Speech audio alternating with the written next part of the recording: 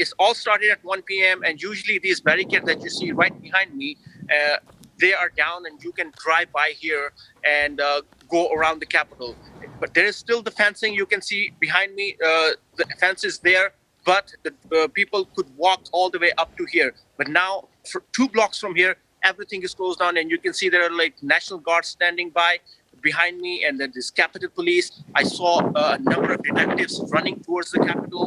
There was FBI and other agencies who were here. I saw a couple of ambulances as well coming out of the Capitol building. So at this point, we are total lockdown. We cannot get into any building. I wonder, Saqib, could you give us an idea of how many people are within the lockdown area?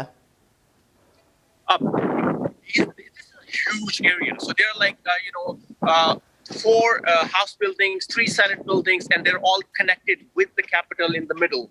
So, I mean, it's a huge area, and I would say there would be hundreds of people, if not thousands, stuck in these buildings because there are staffers of Congress members, there are journalists, then there are like people who take care of these buildings, and then there's the security. So there are like at least many hundreds of people are still stuck in there and waiting at what's happening out there.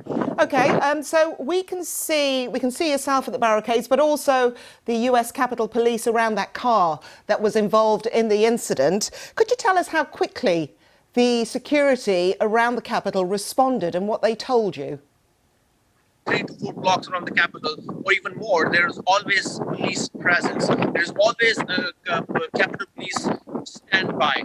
And from January 6th, earlier this year to now, there is also presence of National Guard. So I saw 2 buses of National Guards just pulled over, and there was like at least 100 National Guards were arrived. So let me show you around and what's happening at this point.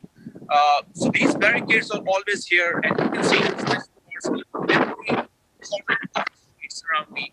And then when you see this is where the incident happened, all the way back in this street, you can see there's like still a lot of police cars present there, and there's still investigations going on. They also have set up a press area down there, and there are people from the Capitol building who are updating the press of what's happening and what actually unfolded about an hour ago. Just very quickly before we leave you, Saqib, would it be fair to say that the incident is over, although, like you said, investigations are ongoing? No, I wouldn't say it's over because we are still in lockdown. We cannot get in or out of any of these buildings around Capitol. And investigations are still going on. The heavy police presence is there. There's still police cars and FBI is there. So, of course, what unfolded is over, but like investigations will take at least a few more hours before we can go back to normal, or we hope that we go back to normal pretty soon.